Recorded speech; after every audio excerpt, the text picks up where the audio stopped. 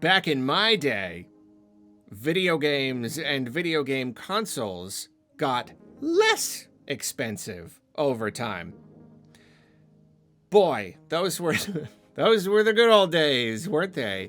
So I mean, naturally, game prices has been a big topic of debate recently. Nintendo revealing that most of their games are going to be $70, but some games will be as high as $80, when previously even $70 was like becoming the new standard. Even that was like the increase up to $70. So yeah, $80 games, $80 Mario Kart. It's a bit of a thing, and I certainly don't like that at all, but like I sort of understand a little bit. Like, it's the beginning of a generation. Lots can change over the course of an entire generation, so it feels a little bit like Nintendo kind of future-proofing, just being like, okay, well, things are only getting worse. Economy only getting worse, and in Japan, the weak yen and all that stuff. So yeah, I think they just wanted to get ahead of the game. And again, I don't like it, and I'm not even going to say it's like necessarily correct for them to do, but I at least understand to a point, and I did feel like this was not just going to be a Nintendo thing. Like basically we're seeing now that it's not just a Nintendo thing, especially with the tariff situation, the tariff stuff. It is clear now that this was not Nintendo's doing. This was, you know what I mean? Like, Nintendo just happened to have a bunch of stuff to announce, and so they did. So they were kind of the first ones kind of broach that subject of $80 games. But I really do believe that we're going to start seeing this pretty much across the board, and we have some of our first evidence of that here. PlayStation has been kind of experimenting with raising prices of the systems in like some territories, and raising like the prices of PSN and stuff here and there. But it seems that now Xbox is really just raising prices fairly dramatically across the board. The Xbox Series S was previously $350 here in the US. The price is going up by $80 to $430, and then the Series X is going up by $100 this late into the generation too. Where, I mean, like, I keep forgetting, but we are actually like most of the way through the generation already. I can't fathom it, but like, yeah, I mean, like, they launched in 2020. It is now nearly halfway through 2025. Only got a couple years left, and yet price is going up by $100, $600 now to get a Series X. And like, yeah, like, prices are going up by like 50 euros in Europe. In the UK, it's only going up by 20 pounds to 500 pounds. Okay, it's not too bad. Series S going up by 50. Well, whatever. You can see it pretty much across the board. Prices are going up, similarly raising prices on like accessories and whatnot. Not as dramatic as the increased prices of the systems itself, but whatever. And then we don't have a lot of details on this yet, but it seems that, like, yes, $80 games are going to be a thing as well. Their next big AAA release is Doom: The Dark Ages, but they're saying that is not changing. The price of that is not going to go up. However, we do have reason to believe that in the future, next like really big projects are probably just going to be $80. And perhaps this is just speculation, but again, I really do think we're going to see this with other companies as well. I mean, okay, and here's the thing. I'm sure there are plenty of people right now who are looking at Nintendo and being like, this is your fault. Like, it's because they opened the door. They tried it first, and when it worked, everybody else was like, oh, good, now we can do that. I think that's a little bit unfair. And I know that, like, when Nintendo announced that price, there were plenty of people just being like, no, like, this is them ruining it for everybody. But I don't know. I don't think it's quite that simple. I mean, I don't know. Maybe I'm wrong. Maybe it is true. Maybe everybody was just kind of holding their breath and waiting for somebody to make a big pricing jump and to like see if it worked or whatever. I don't think so, though. I think this has been inevitable. At the same time, of course, without the tariff stuff, if it, even without all of that, Nintendo was already planning on increasing their prices.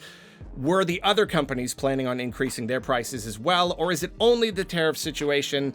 I really don't know, but again, we have seen little bumps in prices here and there from multiple companies. Inflation's going crazy, economy going in the toilet. So like, I don't know. maybe there is something to be said about like, oh, well, like, you know, the more companies, it's like the layoffs. It almost feels like, the more companies lay off, the more people, the more just okay we are with it. You know, everybody's laying people off now. Let's all just do it. Again, that's a massive oversimplification. Probably not quite how it works, but I don't know. The thing that's weird about the Xbox thing, though, is I'm surprised that anybody is wanting to make any decisions at all yet.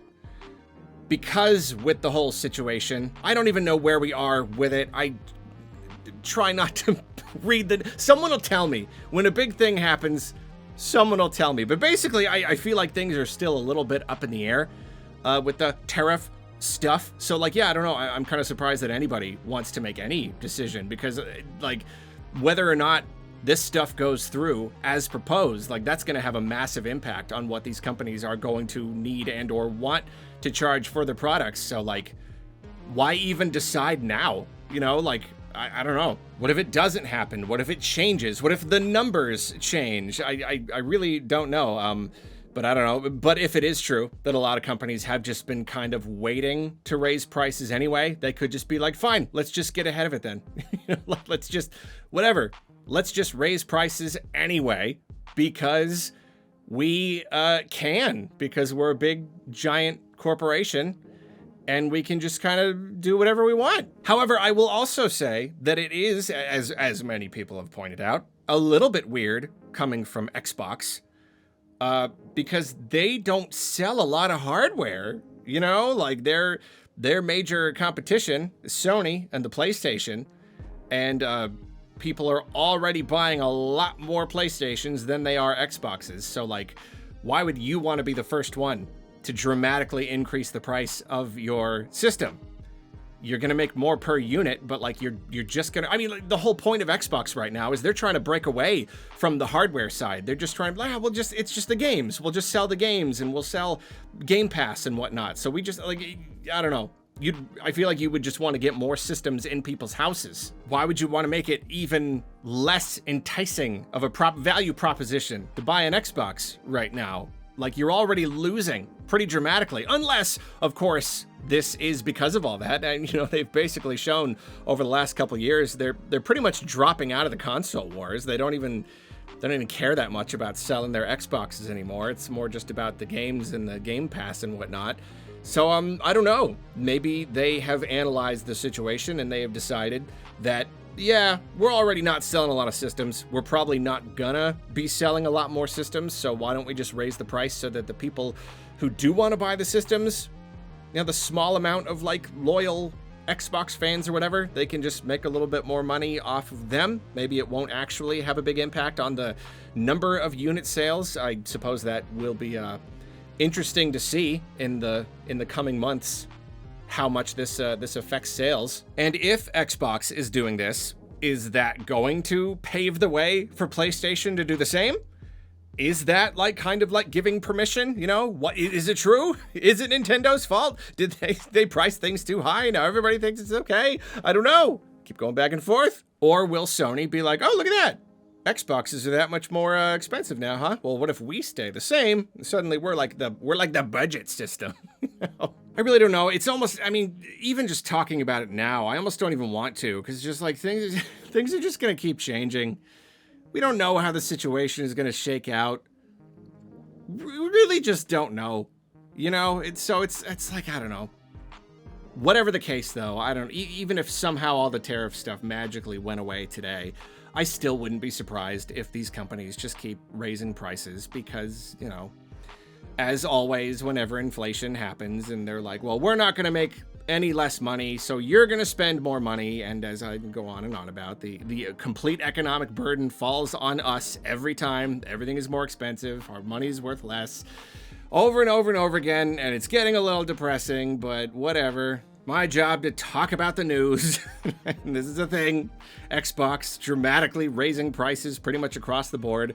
Potentially the first company to match Nintendo in publishing $80 games. But again, on that front, I really don't know. I would not be surprised if $80 really does become the new standard. And maybe it could take some time. You know, maybe it's kind of like games get announced and pre-orders go up and people pre-order games, and companies really don't like the idea of raising a game, raising the price of a game after they already announced it and after they started getting pre-orders. That would not be a good look. So if everybody's pretty much like, yeah, we need to start charging $80 for games, whether or not that's right, again, like morally, whether or not they should, they're going to, but they might just have to do it kind of slowly. It might just have to be like, well, starting now, big games that get announced, we're gonna charge $80 for them, or whatever. So it may be a bit. It may be more like next year is when we start to see the more expensive games, or I don't know, maybe they'll wait until next generation. If next generation is literally 2 years away, again, can't really fathom that. I cannot believe it. My brain cannot grasp it. But maybe they'll be like, yeah, of course PS6 games are going to be $80. PS5 games were $70. So like, yeah, raise it by $10 per generation to, to make up for inflation or whatever. I don't know. I could see that, but I don't know. Ultimately though, if Xbox starts doing it, pretty immediately, and Nintendo is already doing it, then yeah, I mean, in that case, why would everyone else wait? Like, why would they? If Nintendo can sell Mario Kart for $80, then you bet you bippy you could probably sell a Call of Duty game for $80 too, right? I don't know. It is exhausting though, isn't it? Let's just stop playing video games. I just decided just now, right here in this topic, Arlo. Let's just stop. Let's just play indie games. Forget all this. Forget these big Microsoft, Nintendo. Who cares? I'm done. Let's just play indie games forever. There are enough of them.